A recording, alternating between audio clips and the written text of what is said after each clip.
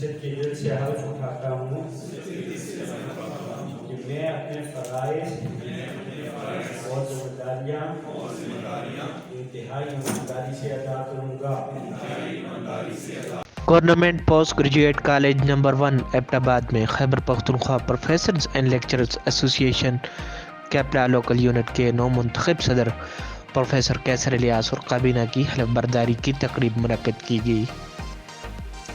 اس تقریب کے مہمان خصوصی مرکزی جنرل سیکرٹری کیپلا پروفیسر فیض محمد خان تھے۔ کیپلا لوکل یونٹ کے نو منتخب صدر اور پروفیسر کیسر الیاس، جنرل سیکرٹری پروفیسر زاہد آوان اور کابینہ نے حلف اٹھایا۔ تقریب سے خطاب کرتے ہوئے صدر کیپلا لوکل یونٹ پروفیسر کیسر الیاس نے کالج کے پروفیسر صاحبان کو درپیش جملہ مسائل کے حل کے لیے آئندہ کا لائحہ عمل پیش کیا اور انہیں یقین دلایا کہ تمام مسائل کو ترجیحی بنیادوں پر حل کیا جائے گا۔